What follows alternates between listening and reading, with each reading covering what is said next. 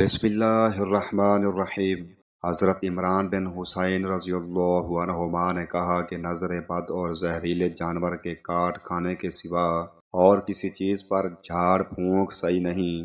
حسین نے بیان کیا کہ پھر میں نے اس کا ذکر سعید بن جبیر سے کیا تو انہوں نے بیان کیا کہ ہم سے حضرت ابن عباس رضی اللہ عنہما نے بیان کیا کہ رسول اللہ صلی اللہ علیہ وآلہ وسلم نے فرمایا، میرے سامنے تمام امتیں پیش کی گئیں، ایک ایک دو دو نبی اور ان کے ساتھ ان کے ماننے والے گزرتے رہے، اور بعض نبی ایسے بھی تھے کہ ان کے ساتھ کوئی نہیں تھا۔ آخر میرے سامنے ایک بڑی بھاری جماعت آئی۔ میں نے پوچھا، یہ کون ہیں؟ کیا یہ میری امت کے لوگ ہیں؟ کہا گیا کہ یہ حضرت موسیٰ علیہ السلام اور ان کی قوم ہے۔ پھر کہا گیا کہ کناروں کی طرف دیکھو۔ میں نے دیکھا کہ ایک بہت ہی عظیم جماعت ہے جو کناروں پر چھائی ہوئی ہے۔ پھر مجھ سے کہا گیا کہ ادھر دیکھو، ادھر دیکھو۔ آسمان کے مختلف کناروں میں نے دیکھا کہ جماعت ہے جو تمام افق پر چھائی ہوئی ہے۔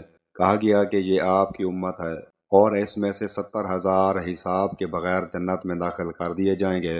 اور اس کے بعد آپ اپنے حجرے میں تشریف لے گئے اور کچھ تفصیل نہیں فرمائی۔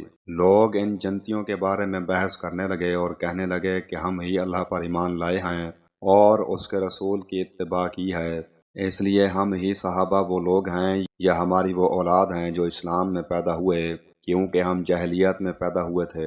یہ باتیں جب حضور اکرم صلی اللہ علیہ وآلہ وسلم کو معلوم ہوئیں تو آپ باہر تشریف لائے اور فرمایا، یہ وہ لوگ ہوں گے جو جھاڑ پھونک نہیں کراتے، فال نہیں دیکھتے اور داغ کر علاج نہیں کرتے، بلکہ اپنے رب پر بھروسہ کرتے ہیں۔ اس پر عکاشہ بن محصن رضی اللہ عنہ نے عرض کیا، یا رسول اللہ، کیا میں بھی ان میں سے ہوں؟ حضرت صلی اللہ علیہ وآلہ وسلم نے فرمایا کہ ہاں۔ اس کے بعد دوسرے صحابی کھڑے ہوئے اور عرض کیا، یا رسول اللہ صلی اللہ علیہ وآلہ وسلم، میں بھی ان میں سے ہوں۔ حضرت صلی اللہ علیہ وآلہ وسلم نے فرمایا کہ عکاشہ تم سے بازی لے گئے۔ صحیح بخاری حدیث نمبر 5705۔